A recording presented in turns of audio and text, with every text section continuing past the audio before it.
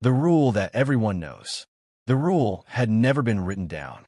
It didn't exist in the Galactic Concord's archives, nor was it carved into the marble halls of the interstellar courts. There were no ceremonial declarations, no founding signatures, no translated versions etched into 1,000 languages. Yet every spacefaring civilization knew it. Some rules were learned through law. Others were learned through extinction.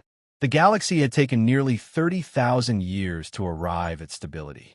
Empires rose, federations fractured, species annihilated one another over territory, ideology, biology, and pride. Eventually, exhaustion did what wisdom could not.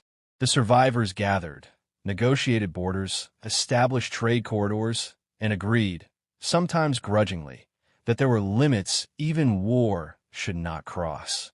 Among those limits, one stood apart. Don't touch Earth's women. The reason was debated endlessly in academic circles. Humans were not physically imposing. Their average lifespan was short. Their technology, while clever, was unremarkable compared to ancient species that bent gravity like cloth. By every measurable metric, humanity should have been irrelevant. Yet the pattern was undeniable. 3 civilizations, now reduced to footnotes and asteroid fields, had made the same mistake. Each had interfered with human civilian populations in ways they considered normal. Population control, biological sampling, forced relocation. Each had dismissed human outrage as noise from a young species that didn't understand galactic realities. Each civilization was gone. Not conquered, not occupied, gone. Historians called it coincidence. Strategists called it escalation spirals. Survivors, those few species old enough to remember, called a warning. The Galactic Empire called it a myth. The Empire had ruled for 12,000 years. Its fleets enforced order across thousands of systems. Its bureaucracies turned planets into provinces with clinical efficiency. Rebellion was rare, and when it occurred, brief. The Empire did not see itself as cruel, only correct. Humans, to them, were useful. Earth sat at a nexus of trade routes. Its people were adaptable, industrious, and eager to prove themselves valuable. The Empire absorbed humanity not through invasion, but through treaties, oversight, and protective administration. Humans were allowed self-governance, so long as it did not interfere with imperial interests. For decades, it worked. Then came the colony of Lathera 7. Lathera 7 was officially classified as a human-majority auxiliary world. Unofficially, it was a resource hub the Empire wanted to streamline. Productivity quotas were missed. Civil disobedience, peaceful, stubborn, and deeply human, began to slow extraction operations. Imperial doctrine was clear: remove friction. The operation was authorized at the highest level. Imperial security forces entered population centers with calm precision. There were no orbital strikes, no mass arrests. Everything was recorded, categorized, justified. Women were detained, not as punishment, the official report insisted, as leverage, as behavioral correction. The Empire had used similar tactics on dozens of species. Families destabilized quickly when their social anchors were removed. Order followed. The first broadcast reached the wider galaxy within hours. In 1,000 council chambers, alien diplomats stiffened, feathers ruffled, frills flattened. Elders who had lived through the old wars closed their eyes. Whispers spread faster than light. They broke it. Surely not. They did. Gods preserve us. On Earth, the broadcast played uninterrupted. No riots followed. No fleets mobilized. No declarations were issued. Human networks went quiet in a way that unsettled even their allies. News channels repeated the footage without commentary. Social feeds, usually chaotic, slowed to a crawl. In Geneva, the Council of Earth convened within 20 minutes. There was no shouting. The footage was verified. Metadata confirmed. Cross-checked against Imperial channels. No ambiguity remained. A woman at the far end of the table, silver-haired, hands folded, spoke at last. Is this confirmed as sanctioned Imperial action? Yes, the intelligence director replied. Chain of authorization is intact. No deniability. Another pause. Are any of the detainees armed combatants? No. Any crimes beyond noncompliance? No. Silence settled like weight. Across the galaxy, the Empire waited. They expected protests, sanctions, perhaps a dramatic speech about rights and dignity. Humans were expressive creatures. They took pride in moral outrage. Instead, nothing came. An imperial governor laughed during a private briefing. They're afraid, he said. They know their place. But older species were already withdrawing their envoys. Merchant fleets rerouted without explanation. Ancient defense grids, long dormant, powered on. Not to fight, but to observe. They remembered the pattern. 12 hours after the broadcast, Earth transmitted a single message on all diplomatic frequencies. It was brief, translated perfectly, stripped of emotion. We acknowledged the violation. No demands followed. No ultimatums. No timeline. Just acknowledgement. In the grand halls of the imperial capital, advisors frowned. The response was wrong. Too calm. Too restrained. One junior aide, newly appointed and insufficiently arrogant, whispered a question he would later regret asking aloud. "My lord," he said, "what if the rule was never superstition?" The governor dismissed him with a wave. "Rules are made by the powerful," he said, "and we're the most powerful there is." Far away, on Earth, systems long believed decommissioned began to wake. Not in anger, not in haste, in preparation, because humanity did not rage when its sacred lines were crossed. Humanity decided. Humanity does not rage. The first thing the galaxy noticed was not what humanity did. It was what humanity stopped doing. Human trade ships vanished from the lanes within hours of Earth's transmission. Not destroyed, not intercepted, simply recalled. Communication arrays that once buzzed with cultural noise, entertainment feeds, and casual diplomacy went silent. Human colonies, scattered and lightly defended by design, sealed themselves off with methodical efficiency. To most species, this looked like fear. To the old ones, it looked like mobilization. On Earth, the Council remained in continuous session. Not a single vote was taken. There were no speeches for history to remember, no calls for unity broadcast to the public. Humanity did not need convincing. Across every nation, belief system, and ideology, one understanding had settled in with terrifying clarity. The line had been crossed. Confirmation arrived in layers. Intelligence agencies verified detainee lists. Civilian observers confirmed conditions. Psychological analysts assessed imperial intent. Every report reached the same conclusion. The Galactic Empire had acted deliberately, confidently, and without remorse. This was not an accident. In the subterranean levels beneath the Alps, doors that had not opened in centuries slid apart. Vast chambers of dormant machinery came alive, their awakening signaled not by alarms, but by quiet power surges rippling through the planet's grid.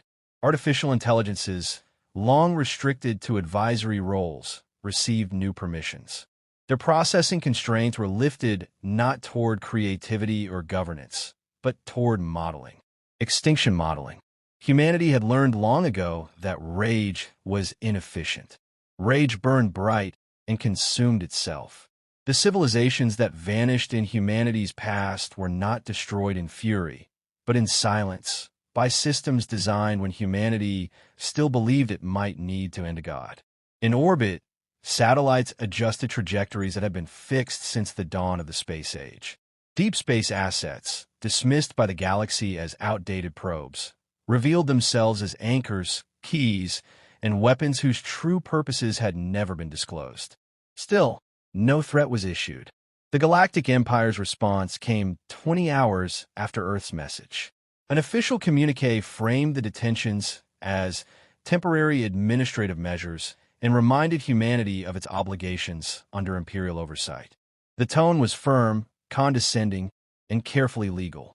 It was received, logged, archived, ignored. Among neutral systems, panic spread. Species with long memories closed borders overnight. Warrior cultures that had once challenged the Empire refused all requests for alliance. Their leaders knew better than to stand between humanity and a cross line. An ancient archivist species, beings who recorded history as sacred duty, activated observer fleets for the first time in 10,000 years. They did not intend to intervene. They intended to remember. Inside Imperial Command, irritation turned to mockery. Advisors suggested a demonstration of force to reassert dominance. A limited strike. A reminder that humanity survived at Imperial discretion. Authorization was granted within minutes. A task force of warships translated into a peripheral human system.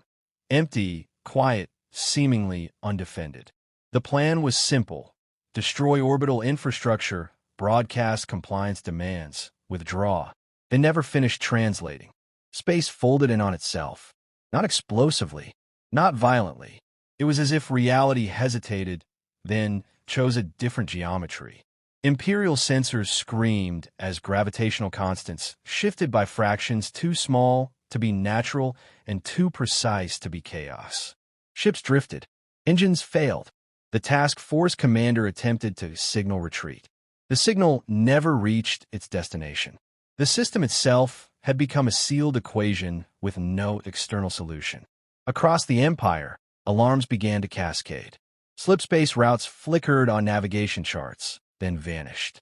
Entire star systems dropped from faster-than-light reach as if erased by a cosmic editor. This was not an attack. This was isolation. On every remaining Imperial channel, humanity finally spoke again. The transmission did not come from a general or a politician. It came from a woman standing in a plain, unadorned room. No flags, no insignia. Her voice was calm, steady, and universally translated. "You are attempting to reassert control," she said. "That assumption is incorrect." She did not raise her voice. "You violated a boundary that exists to determine whether a species deserves continuity. This is not about punishment. Punishment implies the possibility of learning." Behind her, projections ignited, maps of Imperial space fracturing into disconnected fragments. This is about correction. In the Imperial capital, panic replaced arrogance. Orders contradicted one another. Fleets mobilized, only to find themselves unable to reach their destinations. Worlds that had relied on Imperial protection realized, too late, that protection had always been conditional.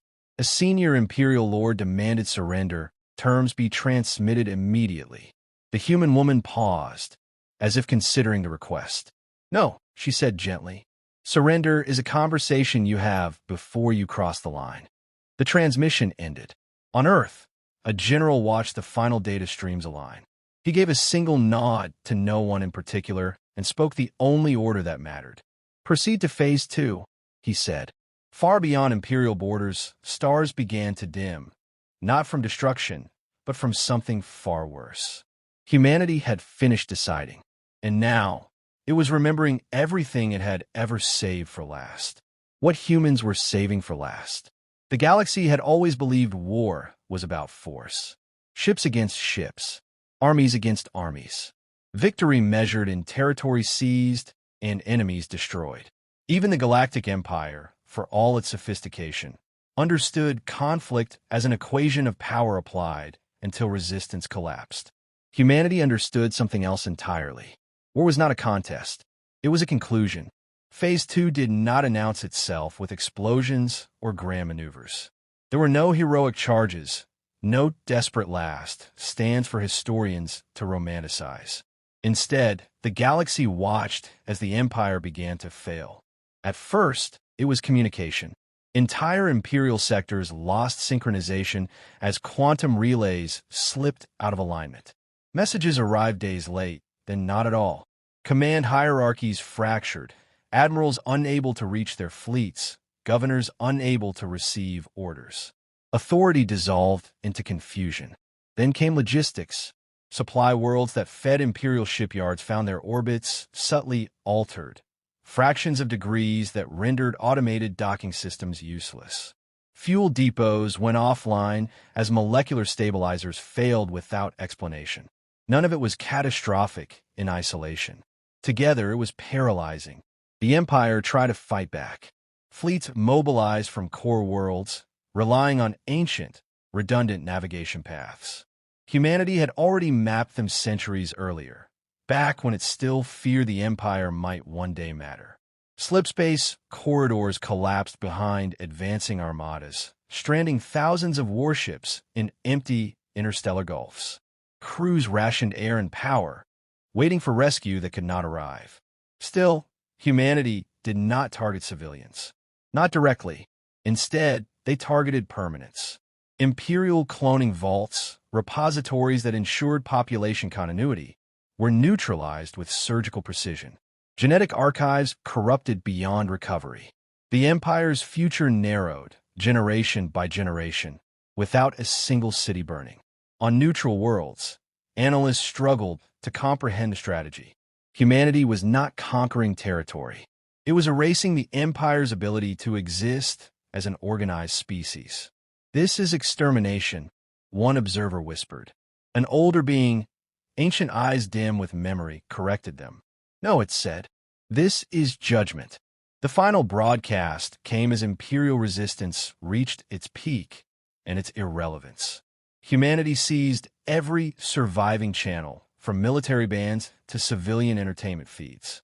Across the fractured remnants of Imperial space, the same image appeared. A human woman stood alone. She was older than the one who had spoken before.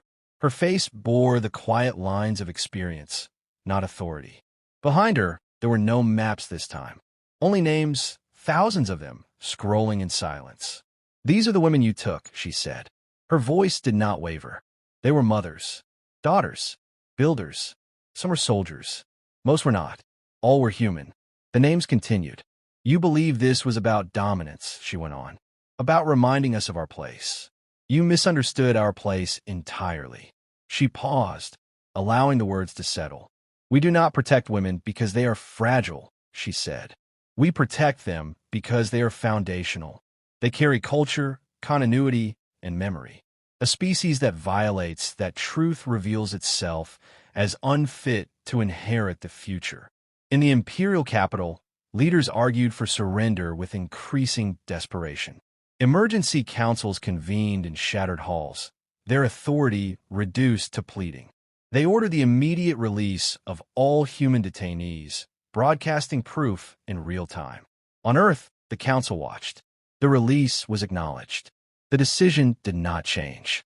A junior counselor, hands shaking, finally voiced the question no one else dared. "If they complied," he asked, "doesn't that mean they've learned?" The silver-haired woman who had spoken first in Geneva met his gaze. "No," she said quietly. "It means they learned too late. The Empire's home system was next. Humanity did not destroy the star. They destabilized it just enough. Fusion rates slowed. Light dimmed. Heat waned.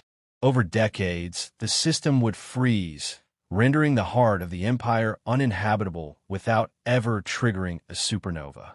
No dramatic end, just a slow, irreversible fade. Across the galaxy, civilizations watched in horror and awe. Humanity could have conquered the Empire, taken its worlds, absorbed its people. Instead, it chose erasure, because some crimes were not meant to be ruled over. They were meant to end.